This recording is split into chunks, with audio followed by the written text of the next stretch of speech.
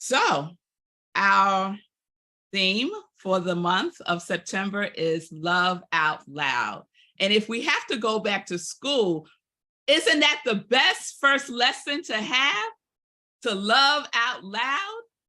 And I want an A. Anybody want an A? I want an A in loving out loud. Yes. So you'll know how I start our themes. I always start our themes with defining words. And the word that I want to define for us is love. And I want to define it from other people's definitions of love, not the Webster Dictionary. So the first one that I want to share with you is by M. Scott Peck. He was the author of The Road Less Traveled. He defines love as the will to exchange oneself for the purpose of nurturing one's own or another's spiritual growth. Love is as love does. Love is an act of will, namely, but an intention and an action. Will also implies choice. We do not have to love. We choose to love. And I think most of us heard this definition of love from the Bible or probably at a wedding. It's from Corinthians 13:4-8. Love suffers long and is kind. Love does not envy. Love does not parade itself, is not puffed up, does not behave rudely, does not seek its own, is not provoked, thinks no evil, does not rejoice in iniquity, but rejoices in the truth. Love bears all things, believes all things, hopes all things, endures all things. Love never fails. Ooh, I love that. And the founder of Science of Mind, Ernest Holmes, defines love as the self-givingness of spirit. So this is what we get to do out loud. This is what we get to do out loud, at least for this month. And then if you want to go back to the other things, y'all could do that, all right? But at least for September, we get to love out loud and experience through us and as us the self-givingness of spirit. So today's message is, today, I love myself so much. I love myself so much. So I just want to stress the emphasis on the so much part, because it could have just been, I love myself, right? But we're adding in the so much part, right? And we know that so much means a lot, yes? So just think about your favorite meal that you love so much.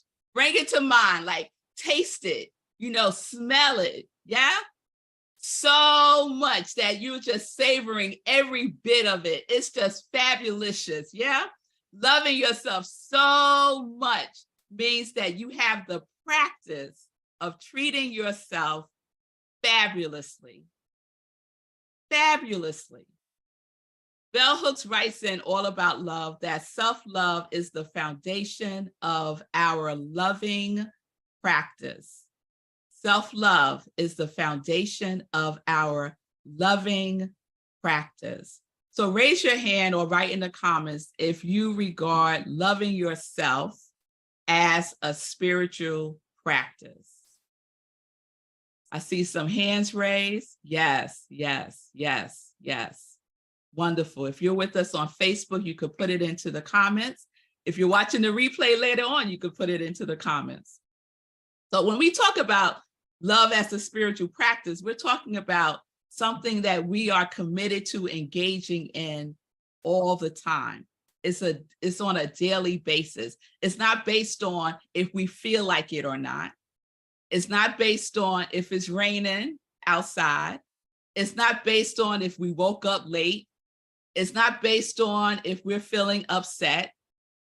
We do it regardless, no matter what, as part of our spiritual practice. So are you that way about loving yourself? No matter what you do, you love yourself so much, no matter what you do. That's a practice for me, y'all.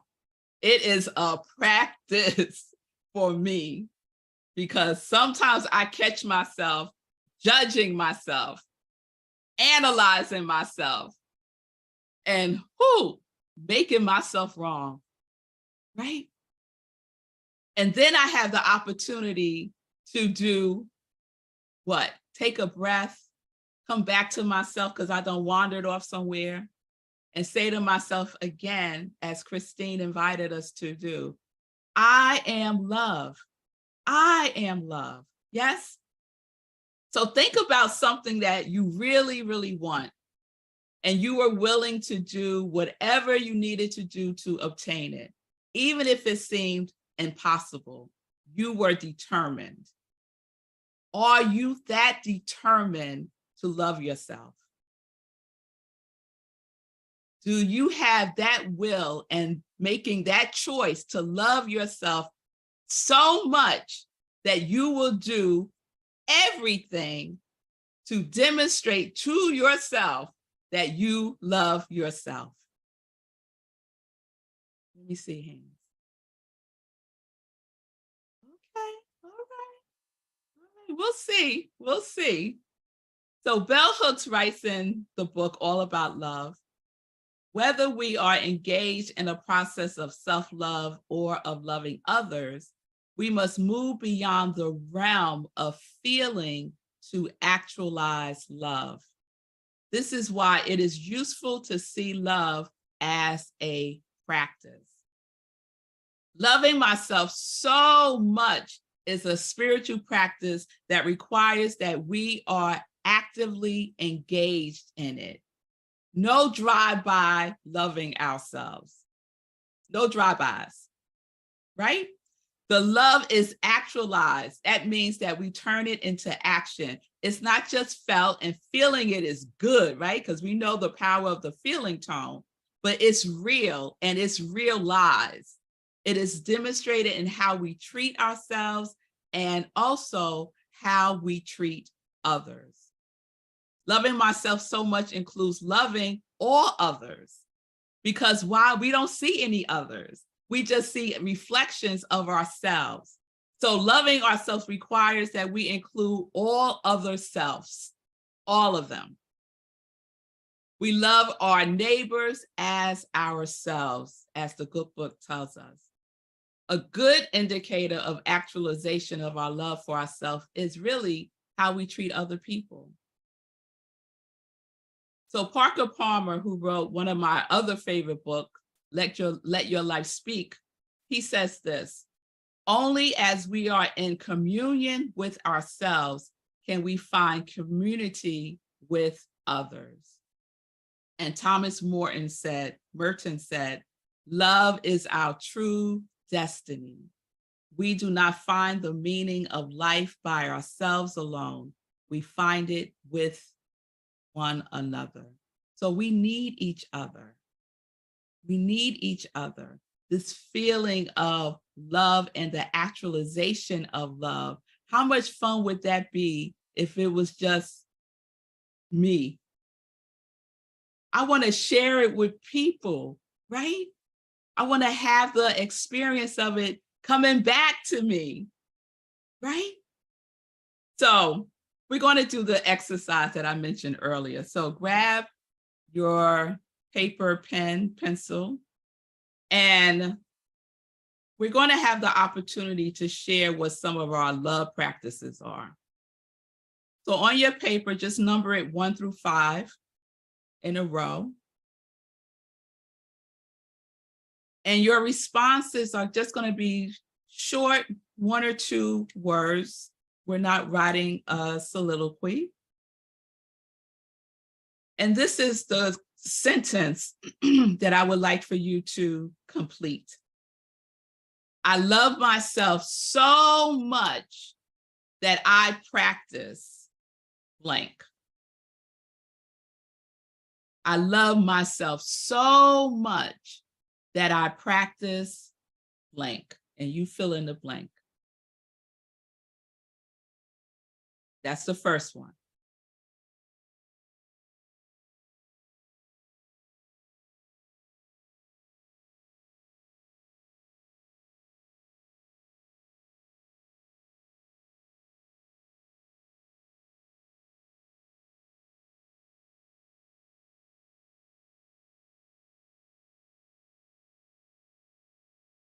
Okay, just a couple of words, y'all.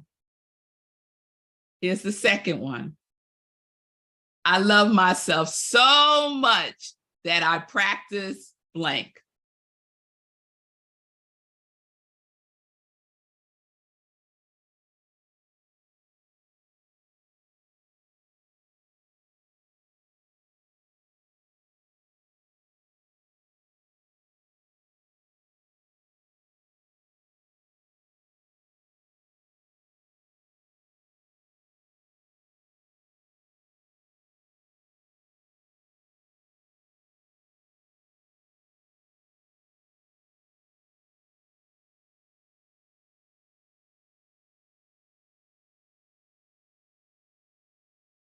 Okay, here's the third one.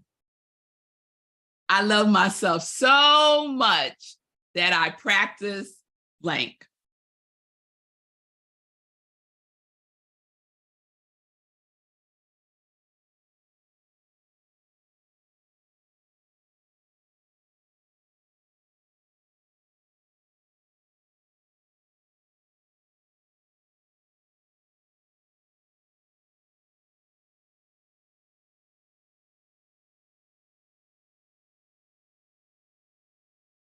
Thank you, Roxanne.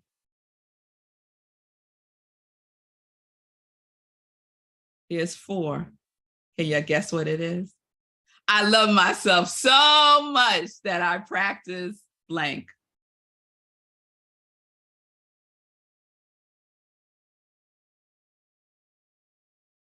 I see you, Stacy, on Facebook.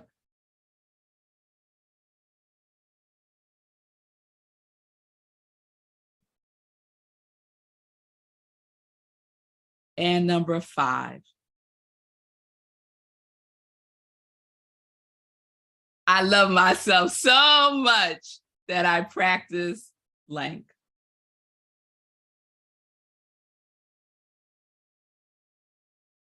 And if you like, you can share them in the chat on Zoom, or you can share them if you're on Facebook in the comments, as Stacy is doing. Thank you, Stacy.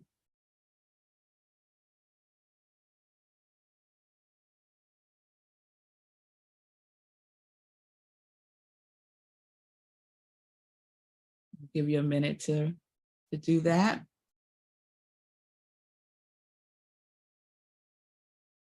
And then if there's someone willing to unmute themselves and share their 5. So just raise your hand, because Cheryl, I think, will have to unmute you. So who would like to share? I love myself so much that I practice. Roxanne put in the chat, patience and meditation, self-discipline, and self-acceptance. Beautiful. Identification versus comparison. Positive talk. Love that. Love that, Roxanne.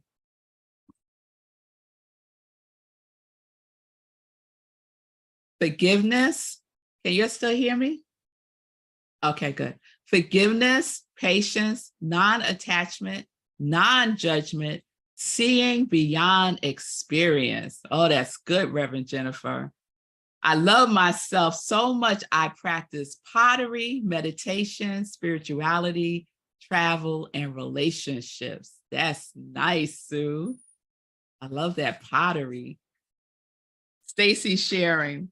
I love myself so much. I practice meditation, giving myself to others, and living life in joy. Thank you, Stacy. Let's have one more. Okay. I love myself so much that I practice. If I could get it back up.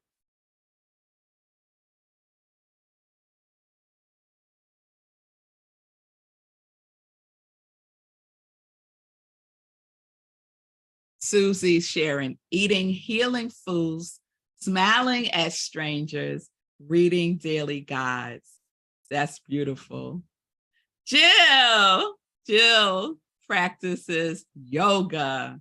That's fabulous. So these are wonderful, wonderful things that you are practicing as a demonstration and to actualize loving yourself, not just a little bit, but so much. So my question is it a spiritual practice? Because remember, a spiritual practice is something that we do no matter what. No matter what, we are eating healing foods, smiling at strangers, and reading our daily guides. No matter what, we are meditating. We are working as relationships. We're demonstrating forgiveness and patience and non-attachment and non-judgment and seeing beyond experience. Oh, Reverend Jennifer, I have to tell you, I have to take a breath on the seeing beyond experience one. As a spiritual practice, that's the one I'm leaning into even more for myself, seeing beyond the experience as a practice for loving myself so much. So can you commit? Because this is what you say you do. Can you commit to doing these things that you have written down? Because you have your recipe, right? Remember that meal that you savor? You got your recipe right there. Are you willing? Because you have a choice, right? You have a choice. Are you willing to make your recipe into a delicious dish that you eat every single day to nourish yourself as the actualization of loving yourself so much? Let me see hands. Christine put up 2 hands.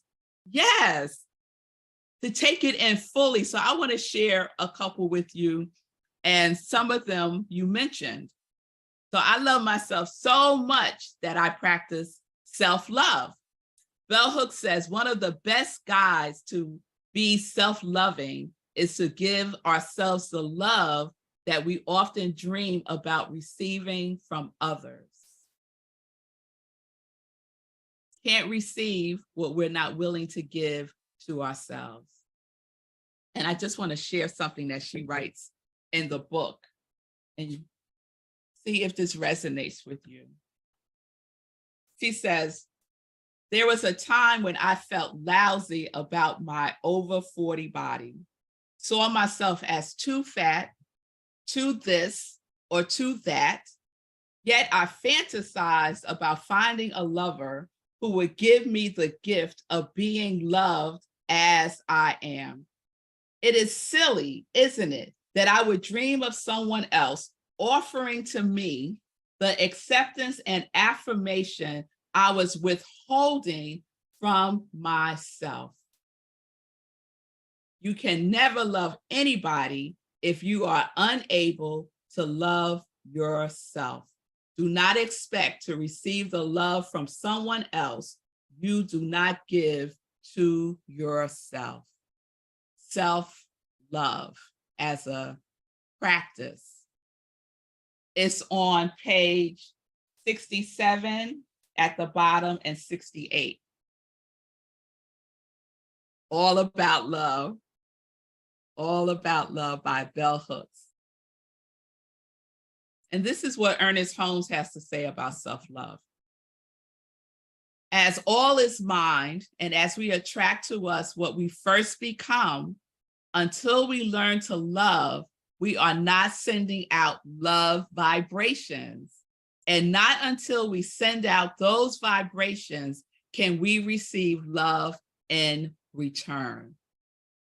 So we have to feel and actualize that love vibration and send it out there.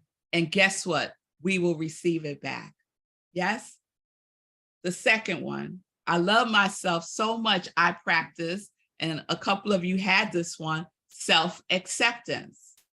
When we can see ourselves as we truly are and accept ourselves, we build the necessary foundation for self-love. So we practice self-acceptance. Self-responsibility, the ability to respond, right? Taking responsibility means that in the face of barriers, we still have the capacity to invent our lives, to shape our destinies in ways that maximize our well-being. Who is responsible for you loving yourself so much? You are, right? You are. No one else has that responsibility. So practice self-responsibility. And then a big one for many of us is forgiveness. So I love myself so much, I practice self-forgiveness. Forgiveness is one of the highest expressions of self-love. Bell Hooks writes, conscious forgiveness for others and ourselves is a process of emptying out, wherein we let go of all the waste so that there is a clear space within where we can see others as ourselves. I love that, emptying out the waste, right? Refusing to not forgive ourselves and others is like holding on to waste. We got to empty that stuff out so that we can create a clear space for that which we truly desire. So let's practice self-forgiveness. And number 5, I love myself so much, I practice self-care and community care. And this comes from Valerie Kerr, who wrote the book, See No Strangers. She says, loving ourselves is frontline social justice work. When asked why we should practice radical care for ourselves, Angela Davis responded, longevity. If we don't start practicing collective self-care now, there is no way to imagine, much less reach, a time of freedom. That means finding ways to breathe life into the world we want here and now. So CSL has a big vision. The vision is creating a world that works for everyone. And part of that equation is self-care and community care. Because guess what? If the community's not well, then you're not well either. And the way that the larger society views this, especially here in the United States, is it's all about me, my stuff, my care, my this, my that, and everyone else can fend for themselves. But we know the truth. We know that we are one. And we know that what impacts me impacts everybody else, because there's just one life. Just one life. So we practice self-care and community care. So in closing, I want to share these words from Bell Hooks and from Ernest Holmes. And I just hope that it encourages you to commit to practicing loving out loud, just to practice it by loving yourself so much. Bell Hooks says, love does not lead to an end of difficulties. It provides us with the means to cope with our difficulties in ways that enhance our growth. Love does not lead to an end to difficulties. It provides us with the means to cope with our difficulties in ways that enhance our growth. Yes, I see you, Reverend Jennifer, share a common thread in Blue Zones is community and living in community. Yes, that is longevity. These people in blue zones are living to be 100 plus because they're not isolated from each other, right? We live in neighborhoods, but we're still isolated from each other. I'm grateful that I live in the true sense of community. I know all my neighbors know me, and we look out for each other. But it's not like that everywhere. And so you could be the beacon of light for that to happen, instead of waiting for someone else to knock on your door and say, welcome to the neighborhood, and you've been living there for 15 years. You knock on the door, right? And make that connection. Why? Because you love yourself so much. That's why. Bell Hooks also writes this: the light of love is always in us, no matter how cold the flame. It is always present, waiting for the spark to ignite, waiting for the heart to awaken and call us back to the first memory of being the life force within a dark place, waiting to be born, waiting to see the light. The light is within us. Ignite that spark within you. Be that beacon of light in the world. It's waiting for you. It's waiting for your unique light. And then we'll let Ernest Holmes have the final word. He writes, you belong to the universe in which you live. You are one with the creative genius back of this vast array of ceaseless motion, this original flow of life. You are as much a part of it as the sun, the earth, and the air. There is something in you telling you this, like a voice echoing from mountaintop of an inward vision, like a light whose origin no man or woman has ever seen, like an impulse welling up from an invisible source. You belong. You belong here. And you love yourself so much that you know that you belong and that your living is not in vain. It's not in vain. So what are we doing this month? At least those practices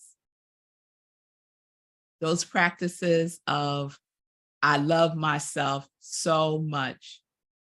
Are you willing to commit to that? And then we'll see what happens in October.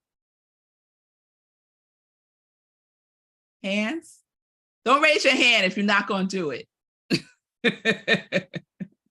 Just have a willingness, just a willingness. And guess what, y'all? Do the best that you can. Do the best that you can. Peace and blessings. And guess what? I love y'all. I love y'all.